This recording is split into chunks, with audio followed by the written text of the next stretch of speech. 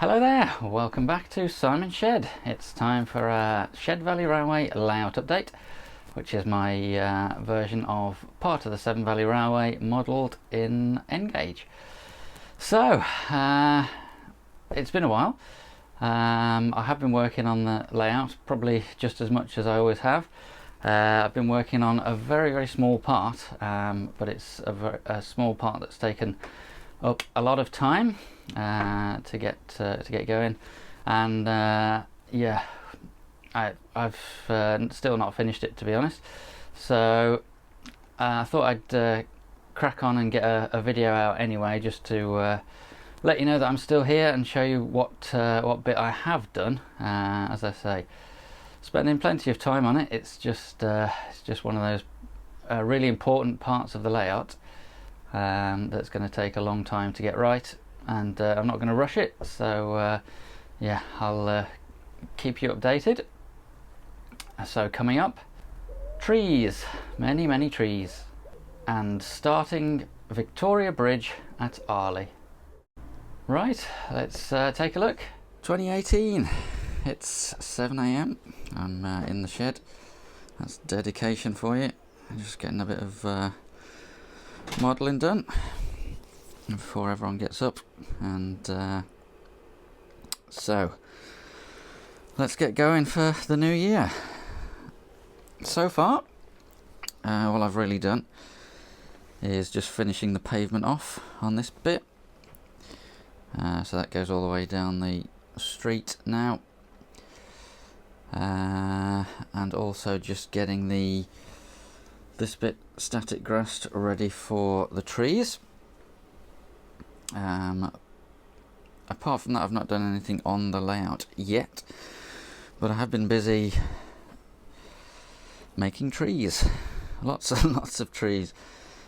So there's two types of trees here.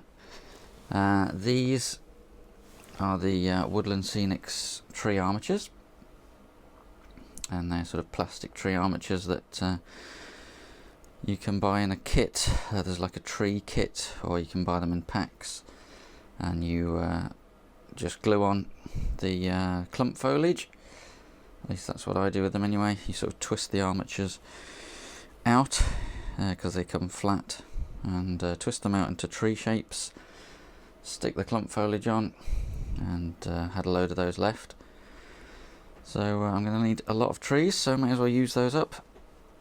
And the rest of them are the seafoam trees, the other half of the box that I bought from Penjute Models.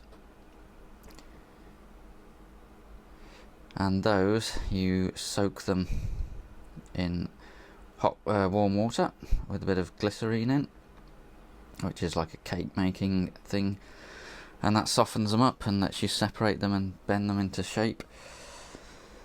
And then dot some glue on and put some of the sort of ground scatter stuff, sprinkle the ground scatter over that, and yeah, they come out pretty well. So this area over here is going to have a lot of trees, so that's why I need those. As I say, apart from that, I've not done anything on the layout. Bodnam Woods is still up here. I decided to put off that decision, what to do with that, just for now. I can't bring myself to do anything with it yet. It's a tricky one, because there's literally no way to please everybody. People that want me to keep it, and some people want me to sell it, some people want me to recycle it, so there's literally no way to please everyone. So for the moment, I'm just putting off that decision. We'll come back to it another time. Now, in terms of what to do next, I'm going to start over here with a few little bits, such as finally getting around to finishing the trees up here to hide this road disappearing. I did have a go, I forgot to mention, with the sort of leftover seafoam. which the bits which don't really look like trees, rather than wasting it or trying to make it into trees that would look not particularly good. I sort of crushed it all up, rolled it, and put some scatter on there, and obviously need to trim the ends and stuff, but it's not a bad looking hedgerow, so I might use those along here. But yeah, the last couple of updates have been sort of big expanses of grass, these two. Once we get to here, however, I can't really carry on with that. Most of this is going to be concrete, because it's all more sort of an urban scene. So apart from a bit of grass along this edge here, there's not much else I can do in terms of quick layers of grass scenery. So and also I don't want to do too much in terms of scenery here until I get the rest of the point motors in. I've still got to fit 12 more point motors, so I need to do that before I can do a lot of the scenery, and we can get the sort of board in here as well. But we're probably getting ahead of ourselves. We need a sort of back scene across here as well, but we can't do that at the moment because I haven't got any plywood left, and as I say, really could do with getting the point motors in. So what we will do is start over here and see how far we get, starting with that and some trees over here, and also we're going to have a look at the bridge and at least start thinking about how we're going to do that. Let me show you what I've done so far then. I started using the trees, looking at the sort of satellite images, Google Maps and so on, and trying to spot things that I'd missed. So I've planted, as it were, some more seafoam trees there and a couple there, and basically just kept going along, spotting where the actual trees were on the map and trying to make the layout match up with what's there in real life. So we've got more along here and a couple dotted over in that field. I've also needs a bit of a sweep off, but I've also gone all the way along here again with another layer of bushes, the little clump foliage, to sort of line it up with the pavement a bit better and sort of raise it up a bit more as well. So I think that looks a lot better than it did. And the bit I'm most pleased with is finally got around to finishing this bit of road up here. And as soon as you put in the trees and hide the fact that the road just stops dead, your brain sort of takes over and says, oh yeah, that road could well be carrying off into the distance around the corner. So yeah, I'm really pleased with how just a little bit of effort there with a couple of trees has suddenly made it look a lot more realistic. Again, on the map, in this area just after the bridge, there's a big clump of trees, and there's sort of a line of trees and bushes sort of gradually reducing there, but I was starting to run out of trees at this point, so I planted the rest, for now anyway, over here. So in the distance in that corner there is actually a big forest, so that's the start of representing that. Not sure how much more I'm going to add to that bit, but the big forest in this bit I can't really do because that's the remaining seafoam trees, and some of them look a bit rubbish. I've obviously used the best ones first, and also I need quite a lot more to do that, so I want to make sure I do it all in one go with the same kind of trees.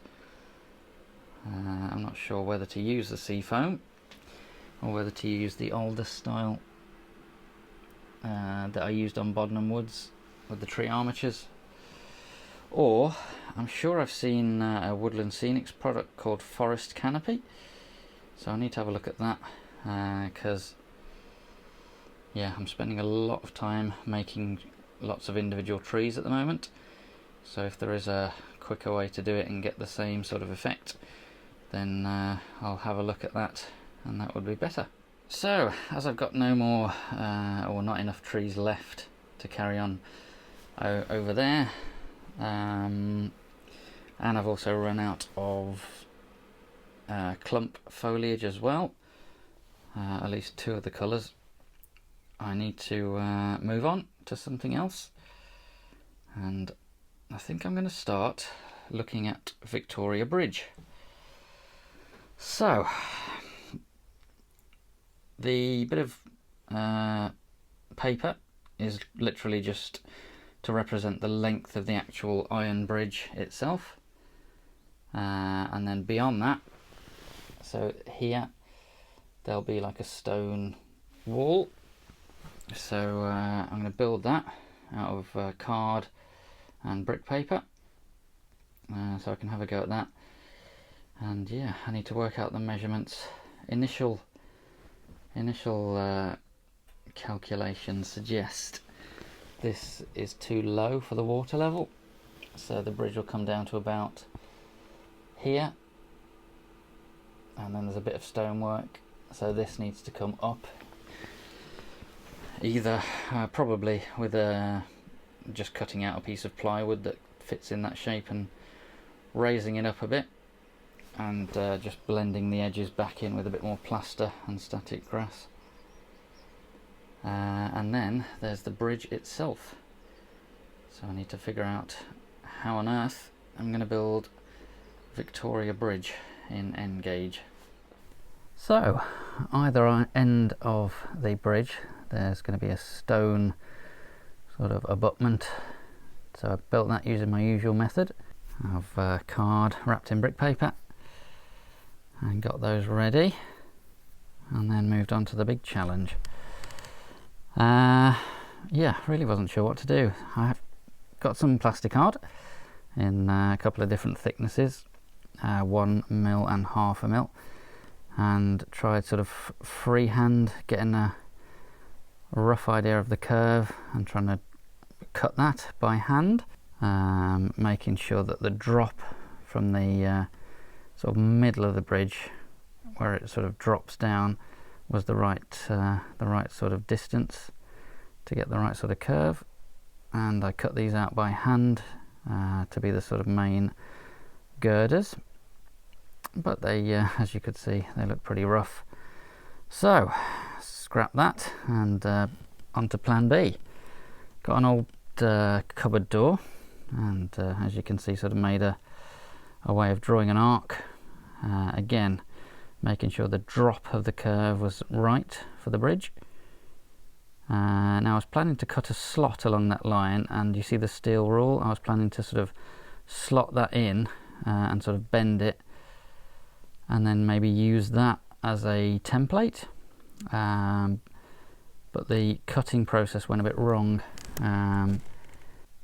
However, it turned out okay. So this is the bit that went wrong, and this is the offcut from the corner, and that turned out to be hugely useful, because what I did was simply use that as the template and gently cut along the edge of that, and made 8 with a bit of help from Fern, made 8 sort of girder pieces,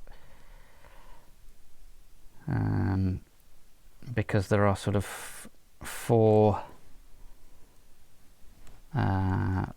beams sort of sandwiched together, so 4 for one side, 4 for one half of the bridge and 4 for the other. can see what I mean there. Those are the sort of flat girder pieces, and I cut out a piece for the top as well that the track's going to sit on.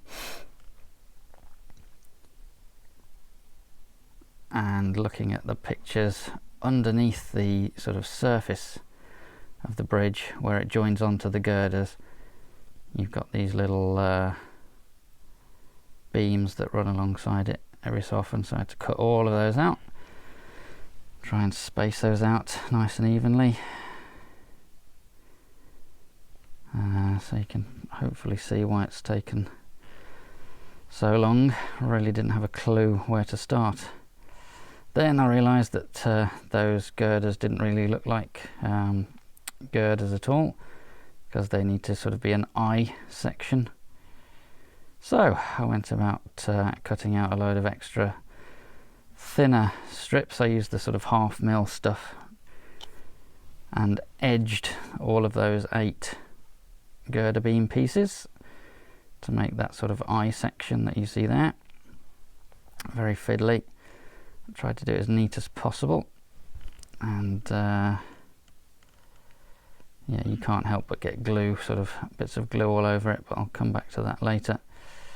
And then there's girders, the straighter girders that go along the top and have to blend into the curve. That was probably the hardest bit, getting those straight bits to sort of blend in with the curve and not leave gaps or come off at funny angles.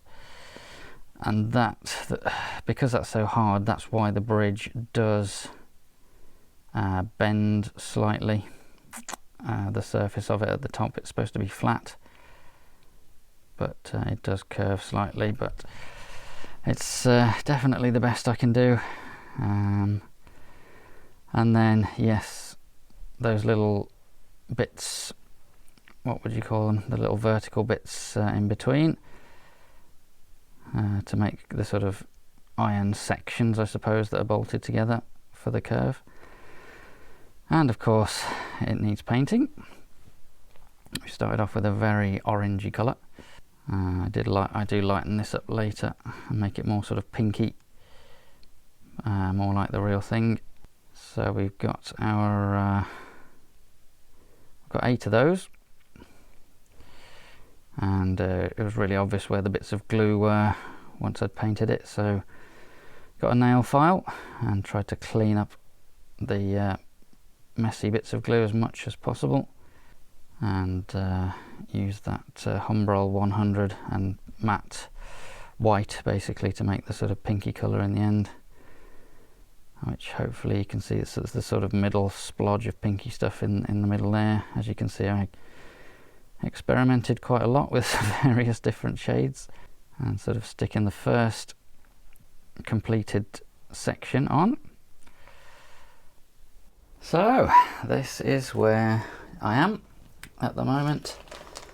It was just taking that long, as I said at the start, that I wanted to really get an update out there, just to let you know that I have been working on it. At the moment, the reason it's taking a lot of time is, as you can see here, you stick one of these in, and then if you try and stick the next one in before this one's dried, then yeah, they start falling out. I know that's a bit wonky, but I'm happy with it. I'll see if I can do anything about that and straighten it up a little bit, but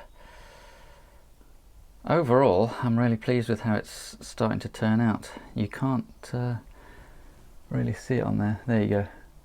You can just see the second layer of girder behind, so there'll be 4 of those all together. So they're all done. Really, all I've got to do, it's coming together now, is stick these vertical bits in, and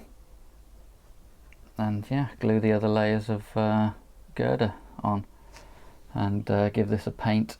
This bit's a different colour to this. It looks very orange on the camera. It's actually sort of a pinky colour in real life. On the bridge itself and on this model, it's not. It's coming across more orange on the camera. So yeah, you have to let each one of these vertical bits dry, and I sort of get a bit of time in the morning, get up early and get a bit of modelling done, and then a bit of time in the evening. So of course if I stick a couple of bits on there, I can't really do anything else, so I just have to leave it, and then a few more bits in the evening. So it's taking days and days to do this bit, but I think it's going to turn out really well for my sort of skill level. I'm happy with it. It's going to look a bit wonky. It shouldn't really do this, which you can probably see that it is doing. It should be pretty flat, and it's really hard to get these sort of perfectly lined up, but I think once it's painted it'll look good. And as I say, I'm going to take my time and just do it the best I can and see how it turns out. So obviously the ends will be the sort of box section of stone walling at either end, and once that's done we can get the water level and think about putting some realistic water in there. I think that's going to look really good. Obviously there will be a track on the top, and that should solidify it as well and hopefully straighten it out a little bit. But that's where we are. So hopefully next time I'll have a pretty much complete Victoria Bridge at the start of the next video to show you how I got on. But for now, thanks very much for watching. Thanks for all the subscriptions and the likes and the comments, and I'll see you soon.